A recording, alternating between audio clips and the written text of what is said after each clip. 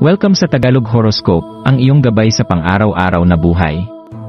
Dito, hatid namin ang iyong horoscope araw-araw.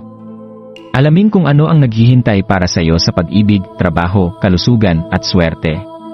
Samahan kami para mas maunawaan mo ang mensahe ng universo para sa iyong araw. Huwag kalimutang mag-subscribe, i-like ang aming mga video, at i-share sa iyong mga kaibigan. Simulan natin ang araw ng may inspirasyon mula sa mga bituin.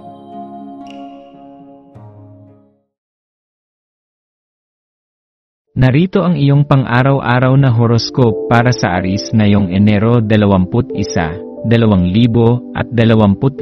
ngayon ay Martes, Enero 21, at ang enerhiya sa paligid mo ay napakalakas at puno ng potensyal. Habang binubuksan ng ika-negatibo 23 araw ng buwan ang bagong yugto, ang iyong likas na sensualidad at kaakit-akit na aura ay higit na namamayani, nagiging parang magnet na humihila ng mga tao papalapit sa iyo. Bigyang pansin ang mga damdaming sumisibol mula sa kailaliman ng iyong puso at isipan, hindi lamang ito simpleng emosyon, kundi mga mahalagang mensahe na magbibigay linaw sa iyong kasalukuyang landas. Sa ilalim ng impluensya ng buwan na nasa Scorpio, lumalalim ang iyong pagnanasa para sa mga tunay at makahulugang koneksyon. Maaring mapansin mo ang iyong sarili na naghahanap ng mga pag-uusap na tumatagos sa pinakapuso ng iyong pagkatao, mga usaping hindi lamang pangkaraniwan, kundi nagbibigay buhay sa iyong espiritu.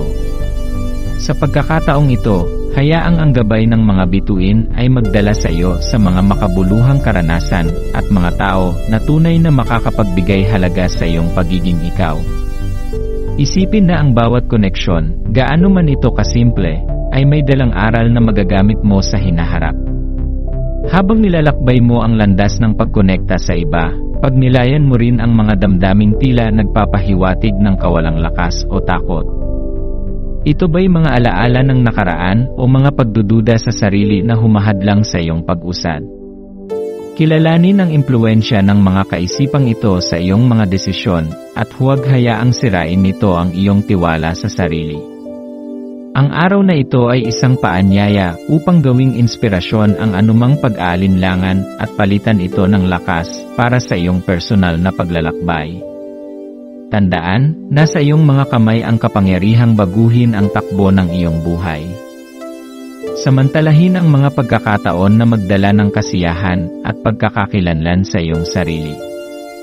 Huwag mong pigilan ang sarili mong maranasan ang saya, maging ito man ay sa masaya at masinsinang pakikipag-usap, sa paggalaw na nagpapalaya ng iyong damdamin, o sa tahimik na pagmumuni-muni ng kagandahan sa paligid mo.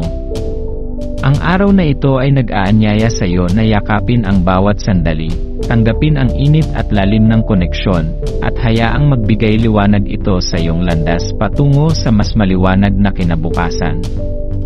Sa pagtatapos ng araw, itanong mo sa iyong sarili, ano ang natutunan ko mula sa araw na ito? Paano ko maipagpapatuloy ang lakas at inspirasyong nadama ko?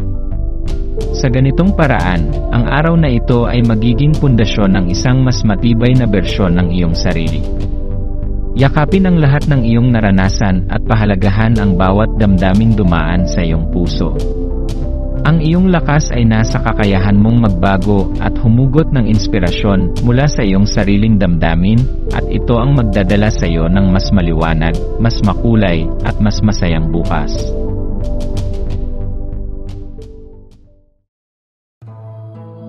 Maraming salamat sa panonood ng iyong horoscope ngayon araw. Naway gabayan ka ng mga bituin sa iyong landas. Huwag kalimutang mag-like, share, at subscribe para sa iba pang cosmic na kaalaman. Hanggang sa muli, manatiling konektado sa universo